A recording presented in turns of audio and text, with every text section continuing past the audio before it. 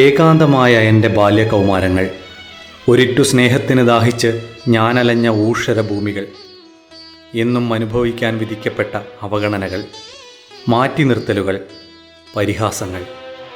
ഇടയ്ക്ക് എനിക്ക് കൂട്ടായി വന്ന വിഷാദരോഗം, അതിൽ നിന്നെന്നെ പിടിച്ചു കയറ്റിയ സൗഹൃദങ്ങൾ, പ്രണയത്തിൻ്റെ കുളിർജലം തളിച്ച് വീണ്ടും എന്നെ തളിർക്കാനും പുഷ്പിക്കാനും പ്രേരിപ്പിച്ച ഉണ്ടക്കണ്ണുള്ള പെൺകുട്ടി.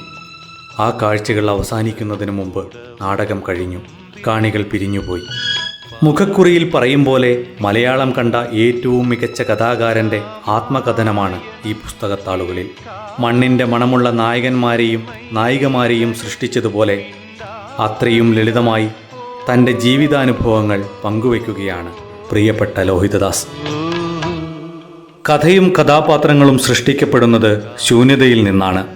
മറ്റുള്ളവരുടെ ശ്രദ്ധയിൽപ്പെടാത്ത ഒരു ജീവിത സന്ദർഭത്തിൽ നിന്നോ ഒരു വ്യക്തിയുടെ ആത്മസംഘർഷത്തിൽ നിന്നോ അലസമായി ആരെങ്കിലും പറയുന്ന ഒരു വാചകത്തിൽ നിന്നോ ഒരു സിനിമയുണ്ടാക്കാനുള്ള ശക്തി എനിക്ക് കിട്ടുന്നത് ഞാനെന്ന കഥാകാരന് അത് കഴിയുമെന്ന ഈഗോയിൽ നിന്നാണ്. അത് അഹന്തയെന്നു പോലും വിളിക്കാവുന്ന ആത്മവിശ്വാസമാണ്. അതാരുടെ മുൻപിലും തലകുനിച്ചു കൊടുക്കില്ല. ആത്മവിശ്വാസവും പ്രതിഭയും മാത്രം കൈമുതലാക്കി അത്ഭുതങ്ങൾ സൃഷ്ടിച്ച ചലച്ചിത്രകാരൻ്റെ വാക്കുകൾ. ലോഹി എഴുതുകയാണ് ദാരിദ്ര്യം നിറഞ്ഞ കുട്ടിക്കാലത്തെക്കുറിച്ച്, തൻ്റെ നാടകകാലത്തെക്കുറിച്ച്.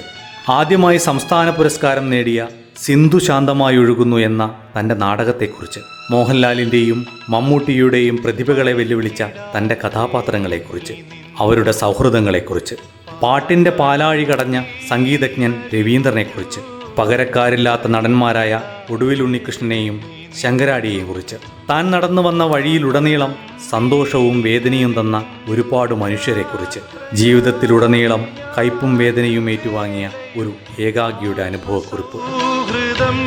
നിറഞ്ഞൊരു സൂര്യനും